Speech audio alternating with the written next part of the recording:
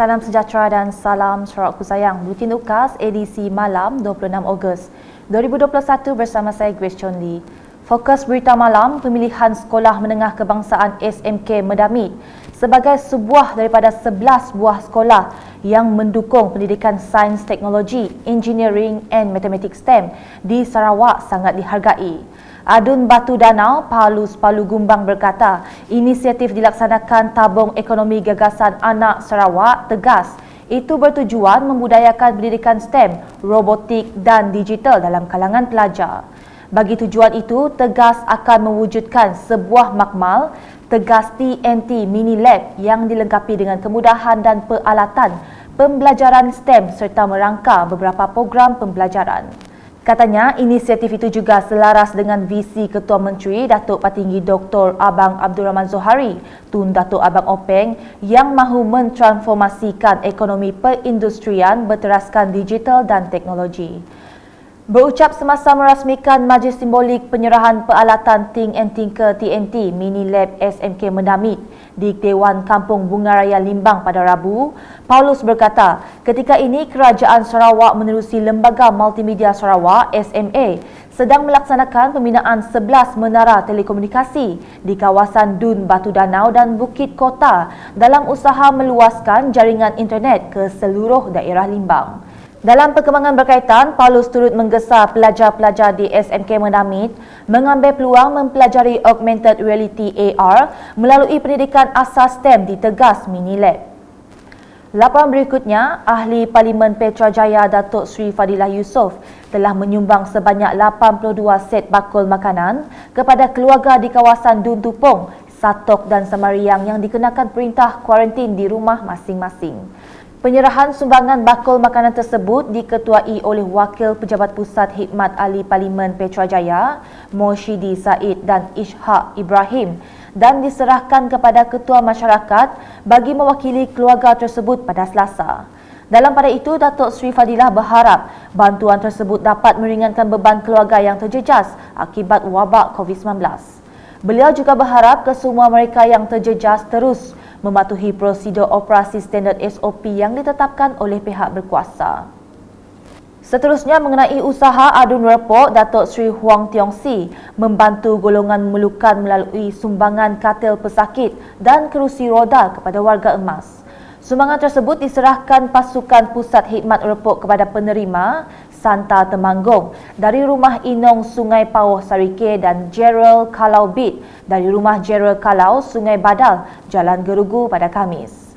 Dalam pada itu, ahli keluarga penerima merakamkan penghargaan kepada Datuk Sri Huang atas sumbangan berkenaan.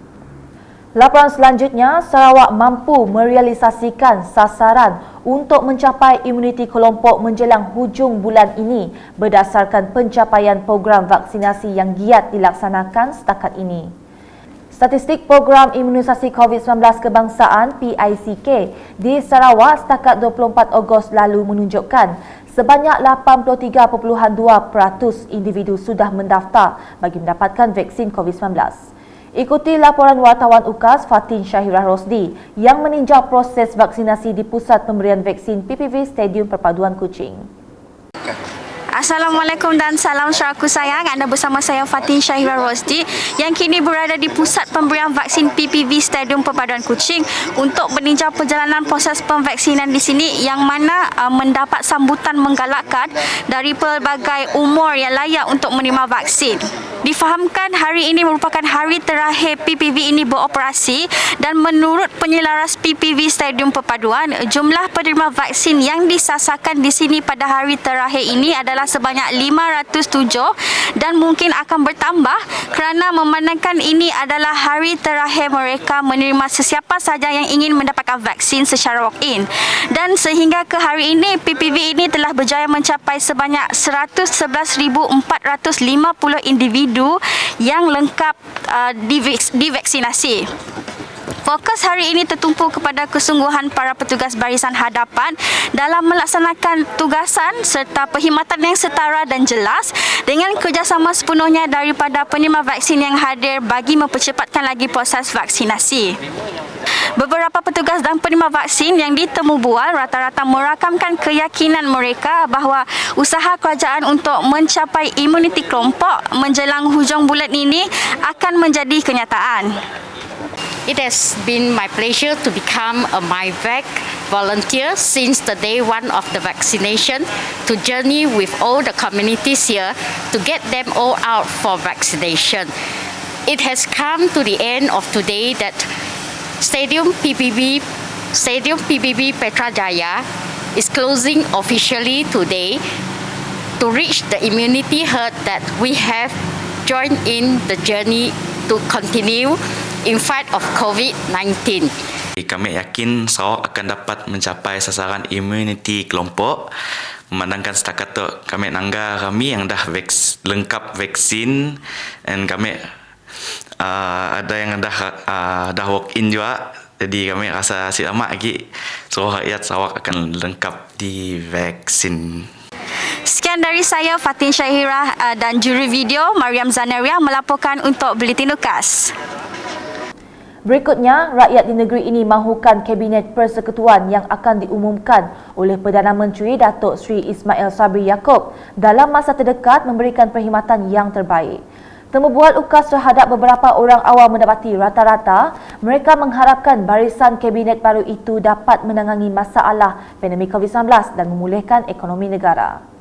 Kami berharaplah warga Malaysia dapat mengekang wabak pandemik COVID dengan sebaiknya, sebab kita nangga kes semakin hari semakin naik. Jadi dengan adanya pentadbiran yang baru, kerajaan yang baru, dapatlah kita lihat pentadbirannya mengekang wabak COVID, dan diharap Malaysia dapat menaikkan lagi dari segi sektor ekonomi, sektor-sektor pekerjaan, siapa yang mengalami kehilangan pekerjaan dan pemahaman bersatu.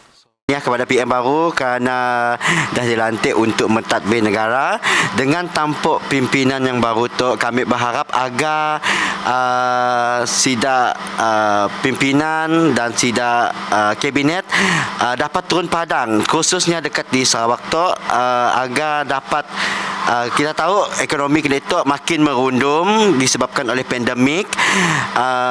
Minta pihak-pihak yang kabinet yang dah dilantik tu untuk menaikkan lagi ekonomi kita, khususnya sidak-sidak yang peniaga-peniaga kecil kita itu yang kita tahu daknya makin hari makin terjejas ekonomi daknya.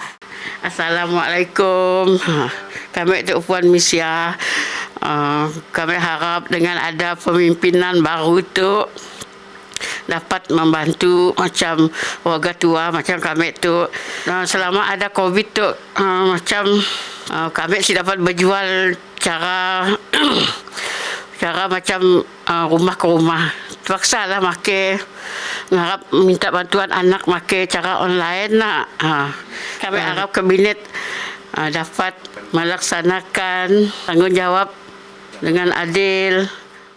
Sedikit berita sukan, 2 gol pada babak kedua membantu Kuching City FC KCFC membenam Johor Darul Tazim JDT 2 dengan jaringan 2-1 dalam aksi berlangsung di Stadium Majlis Bandaraya Pasir Gudang pada Rabu.